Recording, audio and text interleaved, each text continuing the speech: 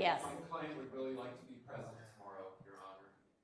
I mean, that's fine with me. I thought y'all might want a day out of court, but, He would like to be here. okay, fine.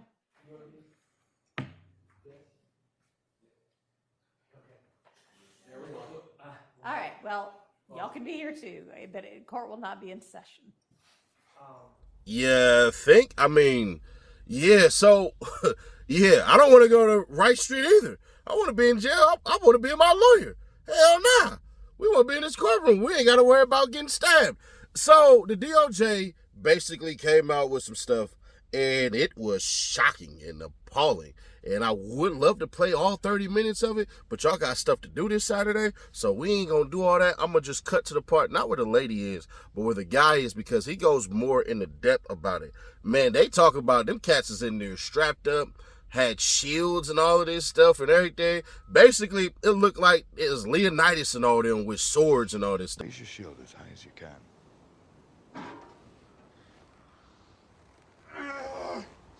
Like, bruh, I can't make this up. What a shield part I might have made up. But still, it gets real, real ugly.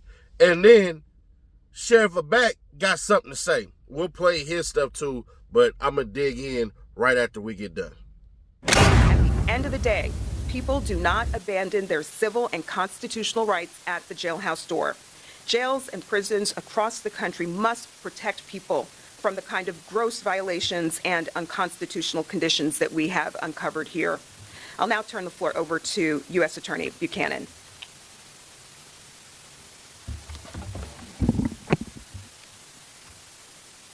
Good afternoon. I'm Ryan Buchanan, and I'm the United States Attorney here in the Northern District of Georgia. 1974, Supreme Court Justice Thurgood Marshall wrote, "When the prison gates slam behind an inmate, he does not lose his human quality, his mind does not become closed to ideas, his yearning for self-respect does not end, nor is his quest for self-realization concluded." 50 years later, our comprehensive investigation into the conditions of confinement at the Fulton County Jail has, at its basic level, revealed that the men and women and young people who find themselves housed at the jail are often left to wonder whether their humanity remained intact once they crossed the threshold of the jail facilities. Whether at the main jail, which is known to many in our community as Wright Street, or at its annex facilities, people in custody in Fulton County who are accused of crimes or awaiting formal charges or trials must protect themselves from brutal physical attacks by other detainees, subjected to frequent excessive force, manage their well-being with inadequate food and unsanitary living conditions, and hope that they can find access to a strained medical and mental health care program. The most obvious casualties of the civil rights violations occurring in the jail are those who leave the jail in body bags. But our investigation has revealed hundreds more injured, traumatized, and dehumanized people, all of whom are just as deserving of the protections of the Constitution as all of us in this room. Since we announced our investigation in July of 2023, the United States Attorney's Office for the Northern District of Georgia and the Civil Rights Division of the Department of Justice have worked diligently to meet our shared mission, to advance the public safety, to uphold the rule of law, and to protect civil rights. There is no greater example of this mission at work than protecting and vindicating the rights of those who are under the custody and control of jail authorities, who themselves are duty-bound to protect the public and those in their custody. We began our investigation after LaShawn Thompson was found in his cell, neglected to death, covered in lice. But in the time since his death, several more young men detained in the jail have died, and many died violent deaths. Our investigation revealed unacceptably high incidents of assaults and stabbings, and in some cases, most disturbingly, jail staff witnessed and allowed the attacks without intervention. 2023 alone, there were over 1,000 assaults and more than 300 stabbings in the Fulton County Jail. It outpaces the rate of similar assaults in other major city jails almost 2-to-1. Those numbers only reflect the reported attacks. Many detainees told our team that they explained that they feared for their safety. They were reported that they had been stabbed or assaulted. One such detainee was left untreated for multiple stab wounds for a week until our team alerted the jail of his injuries. Also unaccounted for in these disturbing numbers are numerous allegations of violent rape, sexual assault, and harassment. The crisis of violence in the Fulton County Jail has resulted in part because of the lack of effective classification and housing planning, which allows for extremely violent individuals and gang members to be housed with vulnerable and low-risk individuals. And particularly, vulnerable individuals are most subject to violence in the jail, including people with serious mental illness, gay and transgender detainees, and 17-year-olds. In addition, the Fulton County Jail employs too few guards relative to the number of detainees to keep people safe, and poor maintenance of basic fixtures allows violence to go unchecked. But numbers aside, jail staff are often unaware of violence because they conduct inadequate security rounds. We uncovered incidents where hours or even days passed before victims of assaults were discovered by staff. In one shocking case, while an officer sat in an observation tower, a man was killed with his hands and his feet bound. He was not found until his body was extremely cold. Additionally, hundreds of broken light fixtures and cell doors allow violent detainees to move about at will in the shadows, and sometimes through the very walls of the facility.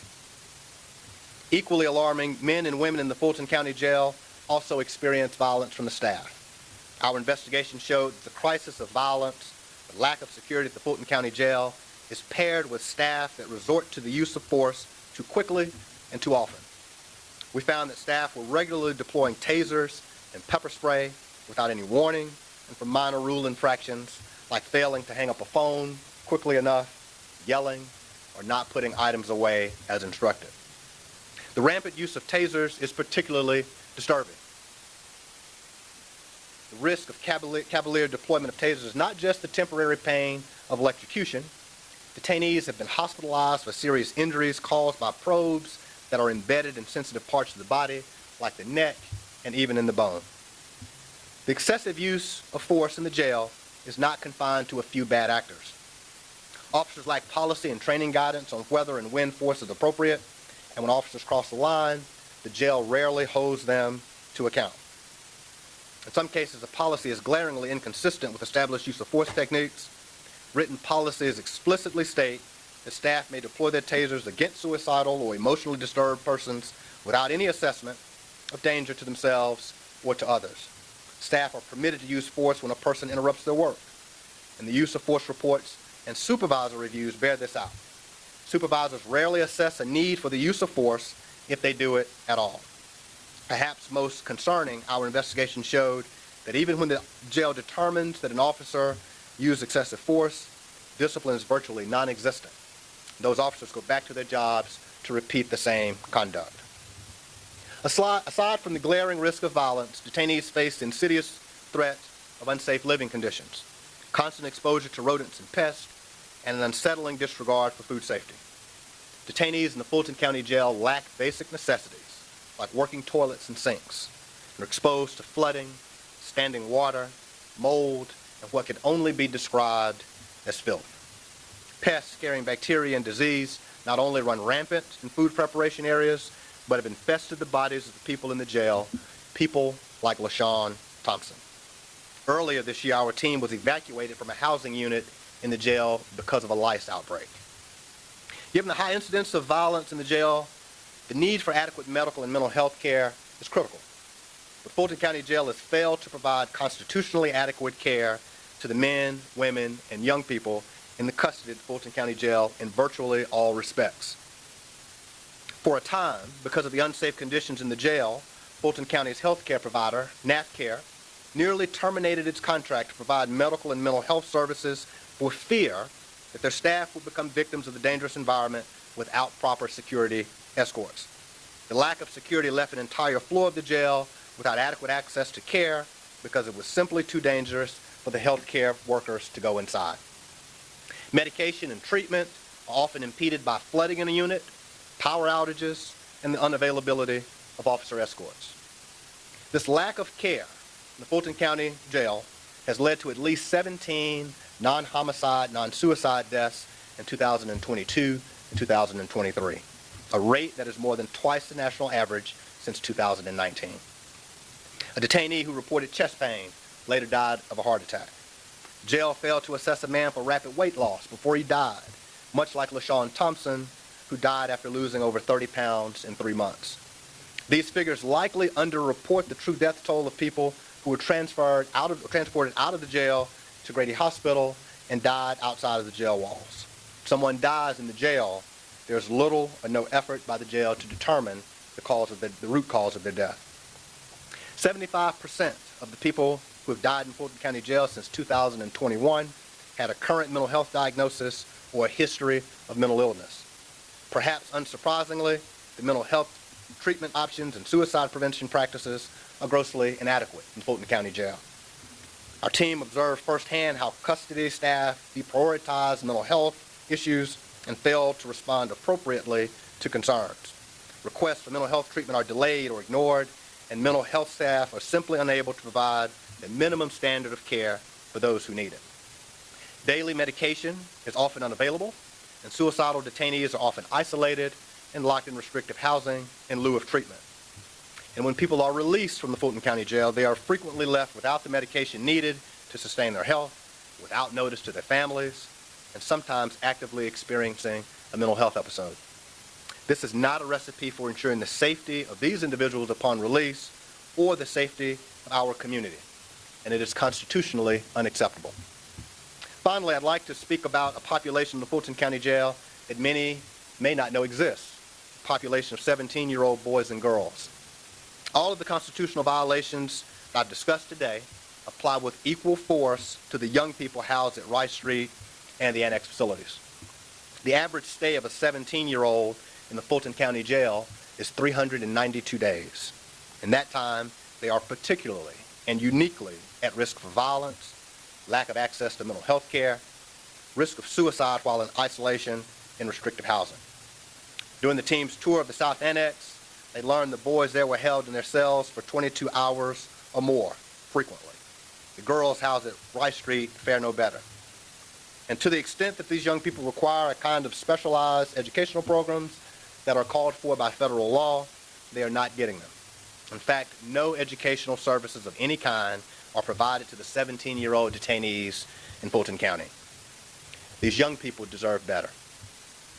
You see that our report lays out the bare minimum measures Fulton County Jail must take to comply with its obligations under the Constitution and federal law. We are appreciative of the cooperation of Fulton County Sheriff thus far, and we look forward to working with them going forward to remedy these civil rights violations in the weeks and months to come. Now, we have no sympathy for people who unalive people, depending on the reason why. Now, if you're defending your house or something like that, or you defending yourself and all that crap, we ain't got no problem with that. But riding around and you harm somebody, we ain't got no love for you. You hurt kids, you hurt animals. Basically, you hurt anybody who can't defend themselves or people who ain't even asking for it. You ain't go to jail. Thieves and all of that stuff and everything like that. I don't feel like if you get caught using drugs that you should go to jail. I think you should go to rehab. And that's a whole nother thing. But either way it goes. Yeah, it's pretty bad. The most alarming part about this all is the police. So if YSL is a gang and YFN is a gang, and finally list you have your gang list, why are we calling the Fulton County sheriffs and staff inside of Fulton County Jail a gang? I mean, at max, you could consider them organized, right? If you really wanted to use the power of the RICO, Fonnie, you'd have to use it on the police officers. You're not going to do that. You know why? Because you need them. You kiss up to them. And they arrested your daughter. I wonder how that would have went if she would have been driving around Fulton County and would have went to jail for a couple of days. I think that would have been some real injustice. Psych. So we hear and heard how bad Rice Street was, but I ain't never been there. Ain't never going there. Don't want to go there. I don't talk to my people who've been there. We don't talk about jail. Even when I got out of jail, nigga, I didn't talk about jail. I don't want to talk about jail. Jail's bad. But at the same time, we're talking about inedible food, freaking rodents. Y'all remember the bubonic plague? You know what I'm saying? Like, bro, what?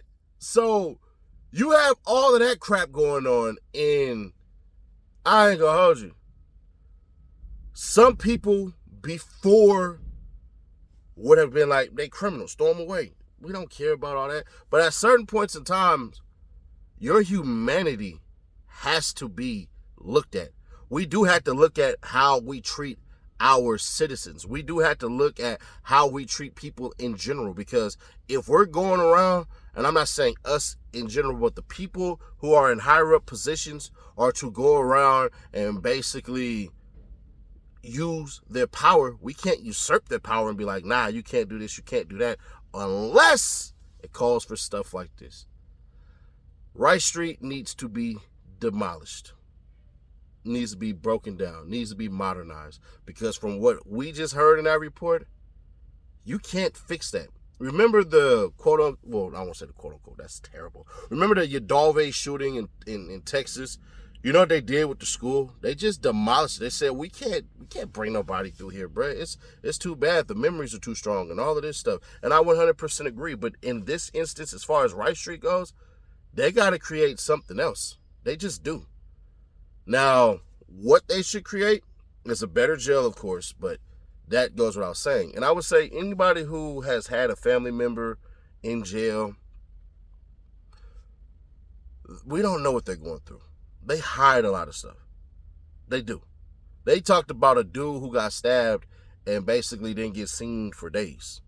Men getting by another man and stuff.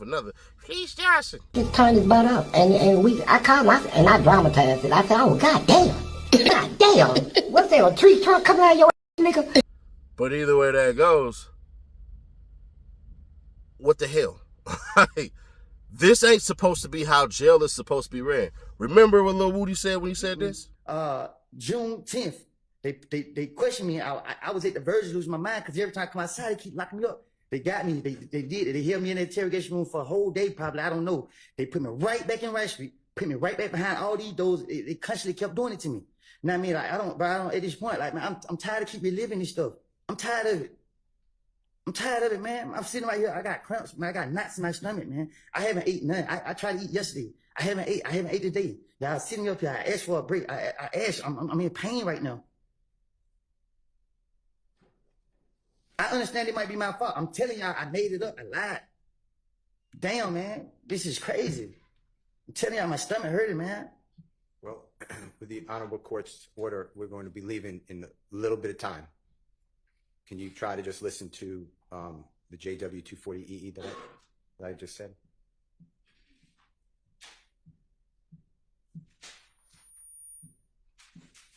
If you need it, could you put in your earphone if you don't mind? I can hear it. Okay. I hate jail, man. I be damn how they think we should wait. Man, I think try to kill me and my child, bro. I didn't even come out kill me, bro. They told you, man, but you. Mr. Copeland, with your background and your experiences in jail, is it fair to say that you would do anything not to go to jail?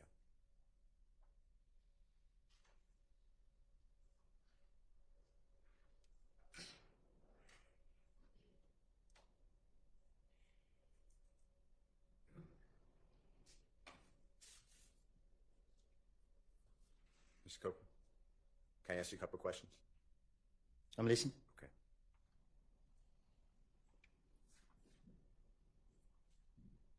For people who've never been to prison or jail, do you know the difference, by the way? Y'all know the difference. Objection around relevance. Sustained. Whether it's a prison or jail, is it fair to say that Rice Street is not either one. There's not prison or jail. I don't know what that place is. This is the worst place in the world. do you remember being in custody after Friday, June 7th, 2024, after the first time you testified before the ladies and gentlemen of the jury, and before you came back in the late morning of Monday, June 10th, 2024? Do you remember where you were held? You telling me they locked me up here? Yes, sir. What about it? Do you remember where were you held in the Fulton County Jail, another jail? Do you remember? When they took me out of here? Yes, sir. Yeah. Where were you held? They took me to Wright Street, and then the next day came, they took me from Wright Street to DeKalb County Jail. And they down there just versus Wright Street. And DeKalb County Jail, describe to the ladies and gentlemen jury what it was like when you were in that jail. Objection relevant, Your Honor. Goes to his motivation for testifying here. I don't know that we need to get that far afield. He's already told us that Wright Street is horrible. It's the worst place in the world, and DeKalb is even worse. So let's move on. Yeah, people laugh, but he was going through his trauma. He was. And thankfully he was able to colorfully articulate it to us, because where we seen satire and comedy, shit ain't funny now. So you have that, and then you had Sheriff Labatt, I'm just going to call Sheriff Labatt, going to sit up there and ask for more money, more funding. No. How about this? We build some different jails within Fulton County, about 2 of them, and we house people differently, and we do it that way. The court systems are screwed right now. Like Fonnie Willis, and I don't want to say she the devil, but damn it, she wearing Prada right now. This YSL case has literally stopped a bunch, and I mean a bunch of people from going to court and getting out. There are people right now that's just waiting for bond hearings and all of this shit because the courts are so packed, so devastated, so messed up that you're not even going to court when you need to. It's shit like that that should not exist. Like, this is justice delayed because it ain't justice served. So, what should we take away from this? Honestly, what was it said? Like, to the least you do of thee, you do to me, kind of shit. A country who we look at should be looked at on how they treat the worst of them and the prisoners and stuff like that. I'm not saying they deserve iPhones and, you know, iPads and video games and all of this shit and everything like that. I'm not saying that at all. I'm definitely not saying that. But what I am saying is the bare minimum should be done, because America loves a comeback story. See how many people just celebrated Donald Trump getting his second re-election? Imagine if Kamala Harris did that. You want what? You don't need no hoes. You need one good woman when you grow up. Or maybe not. I don't know. I'm not doing the politics stuff on this channel. What I will say is this. Did y'all ever kind of wonder why Young Thug wasn't in Wright Street? Why he got shipped up the street to Cobb County? Not saying Cobb is a good place, but it definitely ain't no damn Wright Street. I'll tell you that one right now. And I think Young Thug didn't end up in Wright Street simply because he had the money. He had the money. He had the resources. I mean, they literally, when Thug started complaining about how it was in jail in the damn, what is it, I don't even remember what he was, but long story short, they took cameras in the very next day, like, this is his cell, this is everything, this is that. He ain't staying at a 5-star hotel. He eats what everybody else eats. Hell, I even eat some of the food and all of this crap. So, yeah, imagine if Young Thug would have exposed Wright Street. Dun, dun, dun, dun. But we'll see, bro. I don't know what's going to happen. I think ultimately they shut it down. Eventually, they start housing them in different places, and they just rebuild a different jail, a better jail. Or maybe they do go in there and make the necessary renovations. But I don't know. I think you would, and this is just me asking you in particular, don't you believe that they would go with the most cost-effective one? That's just me, but I don't know, man. I find it funny how you had officers going to jail for supplying basically cell phones and drugs, but you don't got officers going to jail for bullying people, beating the hell out of them, having other inmates beat the hell out of people, stunning people and all that stuff. They said they got stunned so much, basically, that he turned into Freakazoid. So, I don't know, bro. Jail is a very, very tricky place.